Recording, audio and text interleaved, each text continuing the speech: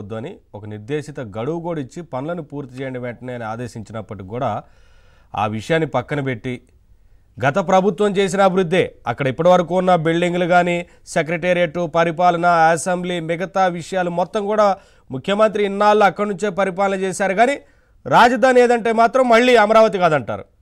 ఇవాళ మాత్రం చాలా స్పష్టం. ఇక ఏప్రిల్ తర్వాత ఇంక ఈ ప్రభుత్వం ఉండదు అన్నట్లుగా బాలకోట గారు చెప్పినట్లుగా ఇక ఆ తర్వాత విత్డ్రా చేసుకుంటారు, యథావిధిగా కంటిన్యూ అయిపోతుంది. ఆ తర్వాత అభివృద్ధి అంటే ఏంటి అనేది తెలుస్తుంది. అవును నవీన్ గారు, అమరావతిలో జరుగుతున్నటువంటి అన్యాయాలను, అక్కడ ఉన్నటువంటి దళిత బిడ్డలకు అండగా ఉండటం కావచ్చు, అక్కడ రైతులకు అండగా ఉండి ఎన్నో పోరాటాల్లో పాల్గొన్నటువంటి దళిత బహుజన జేఏసీ అధ్యక్షులు పోతుల బాలకోటయ్య గారికి, అదేవిధంగా మరి ప్రతిసారి అవకాశం వచ్చినప్పుడల్లా టీవీ డిబేట్స్ ద్వారా కానీ, అదేవిధంగా యూట్యూబ్ ఛానల్స్ ద్వారా కానీ అమరావతిలో జరుగుతున్నటువంటి అరాచకాలు, అక్కడ రైతులు ఎదుర్కొంటున్నటువంటి సమస్యలు, అమరావతికి మరి భూములు ఇచ్చినటువంటి రైతులు ఏ విధంగా మనోవేదన చెందుతున్నారో వాళ్ళ విషయాలు కళ్ళ కట్టినట్లు చెప్పినటువంటి అడిసుమల్లి శ్రీనివాసరావు గారికి, అదేవిధంగా అమరావతిలో అకృత్యాలు జరుగుతున్నాయి, అమరావతి రాజధానిగా నిర్ణయించినప్పటికీ వైకాపా ప్రభుత్వం అధికారంలోకి వచ్చిన తర్వాత వాళ్ళు చేసిన చేష్టల వల్ల రాష్ట్రం ఏ విధంగా నష్టపోయిందో అది ప్రతిసారి కళ్ళకు కట్టినట్లు చూపిస్తున్నటువంటి ఏబిఎన్ ఛానల్ యాజమాన్యానికి, అదేవిధంగా తమరికి, అదేవిధంగా చాలా మంది న్యూస్ యాంకర్లు ప్రజల్లోకి తీసుకెళ్లినటువంటి ఏబిఎన్ లో ఉన్నటువంటి వారందరికీ కూడా మనస్ఫూర్తిగా తెలుగుదేశం పార్టీ తరఫున హృదయపూర్వక నమస్కారాలు తెలియజేసుకుంటున్నానండి.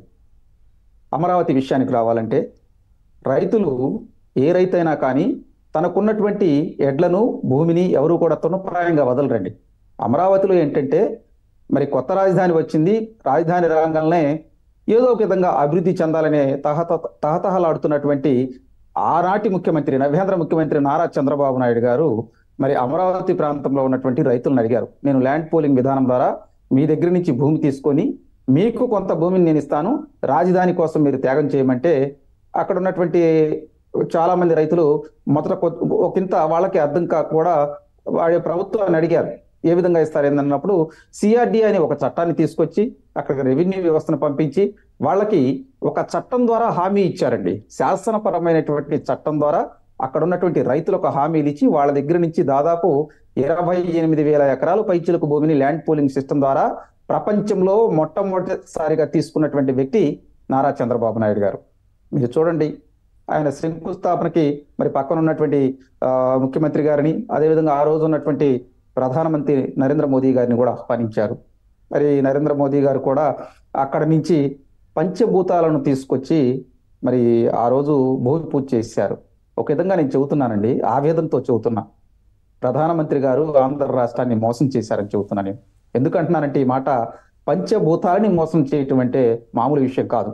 డబ్బు ఇవ్వచ్చు, బంగారం ఇవ్వచ్చు, వజ్ర వైఢూర్యాలు ఇవ్వచ్చు, కానీ నేను పంచభూతాలను తీసుకొచ్చి ఇక్కడ శంకుస్థాపన చేసినటువంటి మహోన్నత వ్యక్తి రాష్ట్రాన్ని మోసం చేయటం తగదు. ఎందుకంటే అక్కడ ఉన్నటువంటి అక్క చెల్లెల ఆక్రోధన, అక్కడ ఉన్నటువంటి దళిత బిడ్డల ఆక్రోధన, అక్కడ ఉన్నటువంటి మైనారిటీల ఆవేదన ఎన్ని నేను వ్యక్తిగతంగా చూసినటువంటి విషయం.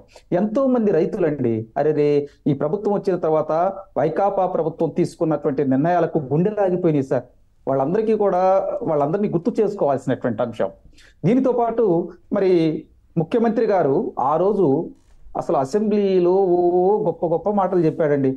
అసలు గతంలో ఇడిపోయాము, ఒకంత ఆవేదన వ్యక్తం చేస్తూ అసలు ఇప్పుడు నేను ఎటువంటి పనులు చేయను, నాకు ఏదైతే విజయవాడ పరిసర ప్రాంతాల్లో రాజధాని పెడుతున్నారో నాకు సంపూర్ణంగా మేమందరం మద్దతు తెలుపుతున్నాం, భవిష్యత్తులో ఎటువంటి కార్యక్రమాలు చేయం, అమరావతిని రాజధానిగా మేము కూడా కొనసాగించే విధంగా ముందుకు తీసుకెళ్తామని చెప్పారు.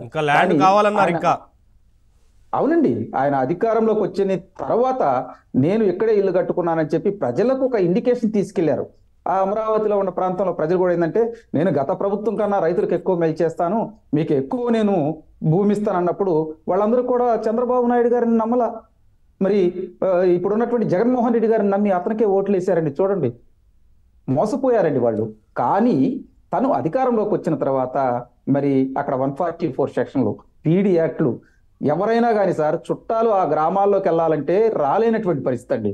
నేను ఒక విషయం చెబుతాను సార్, అక్కడ ఒక రైతు చనిపోతే చుట్టాలు ఆ ఊరు రావాలంటే రాని లేదండి, 144 సెక్షన్ పెట్టారు సార్. ఎక్కడన్నా ఉందండి భారతదేశంలో? అరే రే వాళ్ళ కొడుకుని రానియాలంటే కొడుకుని రానియలేదు, వాళ్ళ అమ్మాయిని రానియాలంటే దహన సంస్కారాలకు వెళ్తానికి వాళ్ళని రానిలేదు సార్. తర్వాత సాయంకాలానికి పోలీస్ ప్రొటెక్షన్తో వాళ్ళని తీసుకెళ్లారు. అంటే అక్కడ ఒక యుద్ధ వాతావరణం. ఒక ఎంపీ గారు వెళ్తే మరి ఆయన్ని కొట్టి ఆయన చొక్కా మొత్తం దించేశారు గల్లా జయదేవ్ గారిని. అదేవిధంగా ఎన్నో అకృత్యాలు జరిగినాయండి అక్కడ. ఇందాకన్నారు నెలలు నిండినటువంటి ఒక అక్క చెల్లె ఉద్యమానికి వెళ్తే ఆమె కడుపు మీద కాలేసి తన్నారండి. అరే రే మనం చిన్న పిల్లలు సార్, ఆక్రోధన, వాళ్ళ ఆవేశం, వాళ్ళ ఆరోధన అసలు మిన్నంటికి ఉండిపోయింది. ఇందాకన్నారు శ్రీనివాసరావు గారు, అస్మా శ్రీనివాసరావు గారు, ప్రకృతి ధర్మం, కర్మఫలం ఖచ్చితంగా అనుభవించాల్సిందేనండి ఎవరైనా కానీ. ఇన్ని అకృత్యాలు చేసినా కూడా మరి ఆ రోజు విజయమ్మ గారు తిరిగారు కదా, ఒక్కసారన్నా అరే ఇది తప్పయా, అమరావతి రైతులు భూములు ఇచ్చారు, వాళ్ళని ఆ విధంగా హింస చేస్తున్నావు, మనకు మంచిది కాదని ఏనాడు నోరు మెదపలేదండి. సో తర్వాత జరిగిన పరిణామ క్రమాల్లో మరి అమరావతిలో ఉన్నటువంటి రైతుల యొక్క వాళ్ళ యొక్క బాధలన్నీ కూడా మనం చూసాం. తర్వాత ముఖ్యమంత్రి గారు ఏ రోజు కూడా చలించలేదండి అసలు. ఎందుకంటే పాలకుడికి దయా దాక్షిణ్యాలు ఉండాలి. జగన్మోహన్ రెడ్డి దగ్గర ఆ రెండు అంశాలు లేవండి. మీరు చూడండి, వాళ్ళ మీద ఇంకా ఆక్రోషంతో, వాళ్ళ మీద ఇంకా కేసులు బనాయిస్తూ వాళ్ళని నానా ఇబ్బంది పెట్టారు. ఒక విధంగా చెప్పాలంటే వాళ్ళు ఉద్యమాలు చేసుకుంటే వాళ్ళకి మరి అపోజిషన్ గా 3 రాజధానులు అనే ఉద్దేశంతో కొంతమందిని పెట్టి వాళ్ళ మధ్య కొట్లాట్లు కూడా కొట్టించారు కదండి. రైతులను కొట్టారు, అక్కడికి వెళ్ళినటువంటి ప్రజానాయకులను దూషించారు. ఇవన్నీ చూసాం. దళితుల మీదే ఎస్సీ ఎస్టీ అట్రాసిటీ కేసులు పెట్టారు కదండి. అవునండి, ఏదే దేశంలో ఏ రాష్ట్రంలో జరిగింది కదా ఇది. ఎక్కడ లేవు నవీన్ గారు, నేను అదే చెబుతుంది. అమరావతి రైతులు మరి వాళ్ళు న్యాయస్థానం టు దేవస్థానం అని చెప్పి వెళ్ళారు, అప్పుడు కూడా చాలా ఇబ్బంది పెట్టారు. తర్వాత దేవస్థానానికి బయలుదేరినప్పుడు కూడా ఒక కులముద్ర వేసి వాళ్ళ మీద ఇష్యూలు చేశారు. మరి అక్కడ ఉన్నటువంటి అక్క చెల్లెలను మానసికంగా ఇబ్బంది పెట్టారు. ఒకానొక పనికి మాలిన వాడైతే వాళ్ళు కట్టుకునే చీరల గురించి కూడా మాట్లాడారండి. చాలా బాధేసే అంశాలు ఇవన్నీ. ఎట్లా ఉంటాయంటే హ్యూమన్ టచ్ తో కూడుకున్నటువంటి విషయాలు, చాలా బాధేసింది. కానీ ముఖ్యమంత్రి పదే పదే ఏం చెప్పుకొచ్చాడండి, పాలనా వికేంద్రీకరణం, అభివృద్ధి వికేంద్రీకరణం అని మాయ మాటలు, దొంగ మాటలు చెప్పి ఈ రాష్ట్రాన్ని అభివృద్ధి పరంగా దూరం చేశారు. వాస్తవంగా పాలనా వికేంద్రీకరణ చేయాలంటే ముఖ్యమంత్రి గారికి ఉన్నటువంటి కొన్ని బాధ్యతలు విశాఖపట్నంలో ఉన్నటువంటి ప్రజాప్రతినిధులకు, కర్నూలులో ఉన్నటువంటి ప్రజాప్రతినిధులకు వచ్చి వాళ్ళకి పంచొచ్చు కదండి. ఎక్కడ చేయలా. అతనే సెంటర్ ఆఫ్ అట్రాక్షన్ గా ఒక్కడే పరిపాలించి అసలు మంత్రుల కన్నా ఫ్రీడమ్ ఇస్తే బాగుండేది కదా. మంత్రులు ఎందుకున్నారు పేరుకే కదా, ఎవరికి ఏ శాఖలు ఉన్నాయో రాష్ట్రంలో ఎవరికి తెలియదు కదా. ఇవాళ నవీన్ గారు, మంత్రులకు ఫ్రీడమ్ ఇటువంటి పనికి మాలినటువంటి కొంత మంత్రులు వెళ్ళి అమరావతి శ్మశానం ఇక్కడ ఎందుకు పనికిరాదు, ఇది వరదలు వచ్చే ప్రాంతం అని చెప్పారు. కానీ ప్రకృతి ధర్మం చూడండి, భారతదేశంలో రాజధాని ఉన్నటువంటి ఎక్కడైతే రాష్ట్ర రాజధానులు ఉన్నాయో అవి వరదల్లో ముంచెత్తిని హైదరాబాద్ కావచ్చు, బొంబాయి కావచ్చు, ఇటు తమిళనాడు కావచ్చు, అదేవిధంగా ఒరిస్సాలో మనం చూసాం. కానీ అమరావతి ఏ రోజు కూడా వరద ముంపులకు గురి కాలేదే. మరియు మహానగరాలు మొత్తం కూడా నదీ పరివాహక ప్రాంతాల్లో వెలిసినాయండి. నేను అనేది ఏంటంటే కక్షపూరిత ధోరణి అండి. గత ప్రభుత్వం తీసుకున్నటువంటి నిర్ణయాలు ముందరకు తీసుకెళ్తే ఈ అభివృద్ధిలో భాగస్వామ్యం చంద్రబాబు నాయుడు గారిని ప్రజలు మర్చిపోరు అనే ఉద్దేశంతోనే మరి దానిలో భాగంగానే గత ప్రభుత్వం చేసినటువంటి మరి పోలవరం కావచ్చు, అదేవిధంగా పట్టిసీమను కూడా నిర్వీర్యం చేశారు. 7 పట్టిసీమ నుంచి కూడా నీళ్ళేం రాలేదండి రైతులు సకాలంలో. అంటే గత ప్రభుత్వాన్ని మర్చిపోవాలనే విధంగా చేశారు. కానీ ప్రజలు ఈ రోజు చీకొడుతున్నారు ముఖ్యమంత్రి గారు. ఆంధ్రప్రదేశ్లో ఉన్నటువంటి ప్రతి వాడు, ఆంధ్రప్రదేశ్లో ఉన్నటువంటి ప్రతి రైతు, ఆంధ్రప్రదేశ్లో ఉన్నటువంటి ప్రతి యువకుడు, ఆంధ్రప్రదేశ్లో ఉన్నటువంటి ప్రతి అక్క చెల్లెలు అందరూ కూడా మోసపోయారు కదండి. ఈ రోజు అభివృద్ధి పరంగా దూరం అయ్యారు, విద్యాపరంగా దూరం అయిపోయారు. అసలు పక్క రాష్ట్రాలలో పెట్టుబడులు ఏమైనా పెట్టాలంటే అసలు మీ రాజధాని ఏదని చెప్పి అడిగేటువంటి ఇంకా ఈ అంశం గురించి కొన్నాళ్ళు మాట్లాడరు. అంటే కోర్టులో మాత్రమే ఈ విషయంలో ఫైట్ చేద్దామని ఫిక్స్ అయ్యారు, కానీ బయట ఇంకెక్కడ మాట్లాడరు. ఎందుకంటే ఆల్రెడీ తెలిసిపోయింది రాష్ట్ర ప్రజలందరికీ. 2 నెలలే కదా ఇంకా ఎలక్షన్ ఉంది. నవీన్ గారు, ఇక్కడ ఇంకో కీలకమైనటువంటి విషయం, ఈ రోజు ఏదైతే రాజధాని మీద అక్రమ కేసులు వేసినటువంటి ఆళ్ల రామకృష్ణారెడ్డి గారు ఈ రోజు ప్రెస్ మీట్ పెట్టి లేదు నేను అమరావతి మీద కేసు వేయలేదు, అమరావతి భూముల మీద నేను కేసు వేశానని గొప్పగా సమర్థించుకుంటూ నేను కాంగ్రెస్ తో కలిసినప్పుడు అమరావతి విషయం మాట్లాడతాను, అదేవిధంగా రాష్ట్రానికి జరిగినటువంటి అన్యాయాన్ని మాట్లాడతానని చెబుతున్నాడు. నేను ఆళ్ల రామకృష్ణారెడ్డి గారికి చెబుతున్నా, అయ్యా నీ వల్ల ఆంధ్రప్రదేశ్ లో ఉన్నటువంటి ప్రతివాడు నష్టపోయాడయా.